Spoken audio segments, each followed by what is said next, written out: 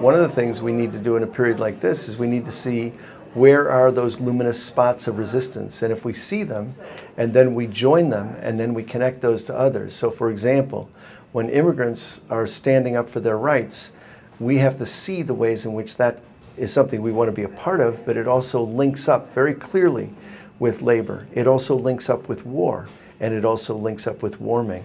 So it's connecting those dots, seeing people in motion, and then trying to enter into a kind of dialogue where this motion connects with that motion, and eventually we see one another. The other thing, Karen, I was going to say a word about is, hang on a sec. The other door is open too, I think. Yeah. The other thing, you said, can we allow people, do you want to wait on that question? Can we tell people not to be afraid? Okay. All right. So it's just like when parents come to us as teachers and they say they're fearful for their children's futures. They're fearful about a hostile job market. We can't be naive and silly and pretend there isn't a hostile job market. All we can hope to do is to take the analysis a little deeper, see where it comes from, see how we might correct it at the base. So on the question of should people take risks, for example, in immigrant rights, should people take risks?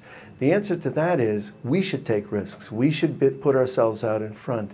The civil rights movement existed, you know, the struggles for civil rights among African Americans in the South went on for decades and nothing much changed.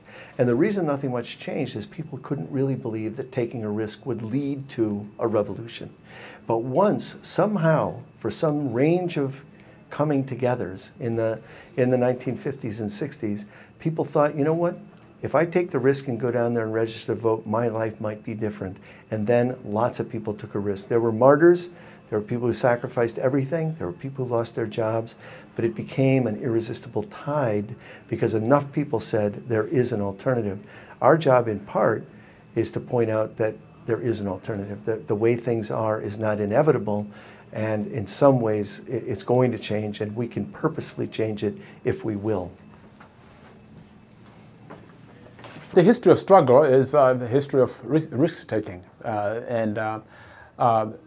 The decision to take a risk is highly personal. There's some people who are in a position to do it and they do it. Other people are just not going to be able to do it. It's not up to anybody to offer up another person to sacrifice for the struggle.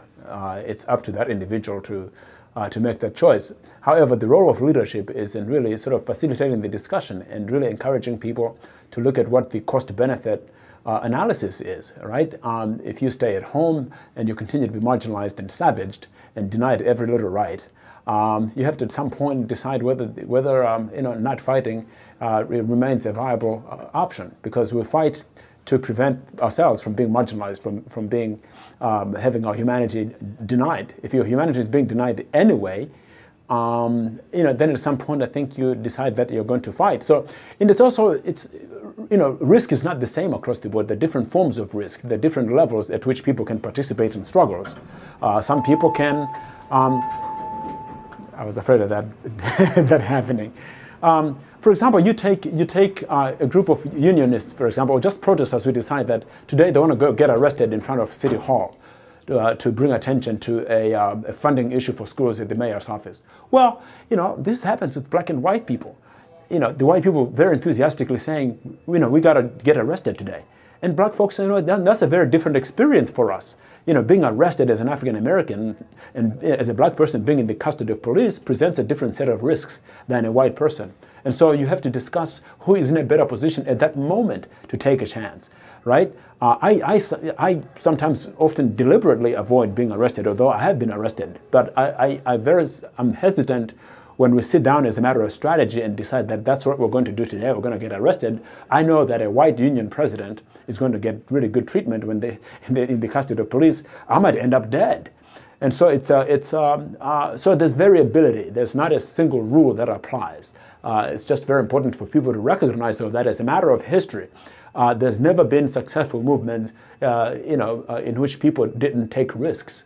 And who takes risks is highly subjective and is a personal decision. The thought that I'll add to that is that it's a highly personal decision, but it's also kind of historically grounded. That is that we take risks when we think we can achieve something. We don't take risks if we don't see what's out there as an alternative. And what that means to me is that leaders, organizers have a responsibility to constantly push the notion that there is an alternative.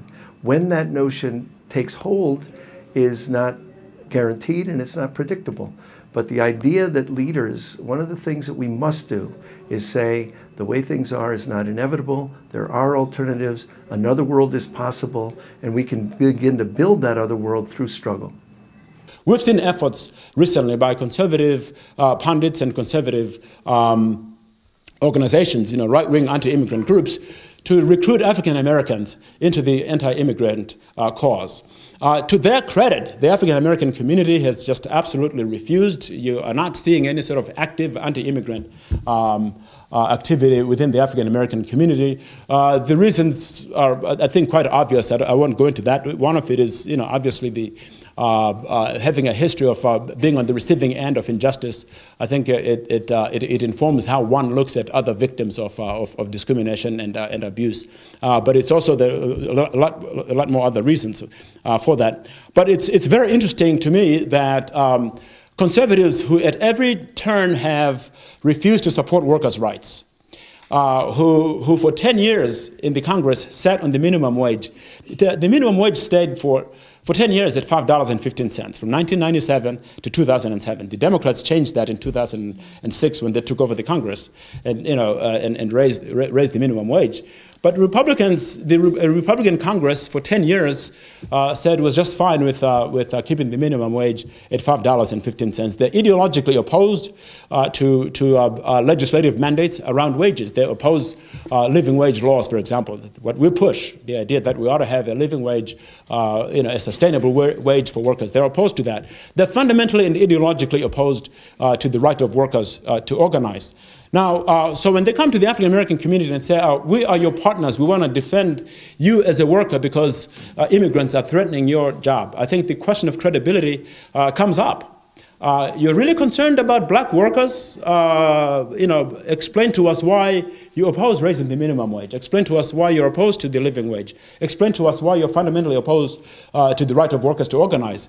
Unionization has been so profoundly important to the African American community. There would be no black middle class in the United States without unions. You can look around Chicago, Akron, Cleveland, Detroit, and the robust middle classes there within the African American community are direct products of unionization. African Americans came north, oftentimes with very little education in Chicago, and joined the steel mills and worked at Ford Motor Company, at Chrysler, in these factories in manufacturing, and entered the middle class because they joined unions. And so for the conservatives to all of a sudden appear and say, we're the friends of African American community, of the African American community, and we want to defend them against immigrants is a little bit hard to swallow, considering a sort of a history of antipathy to the right of workers to organize.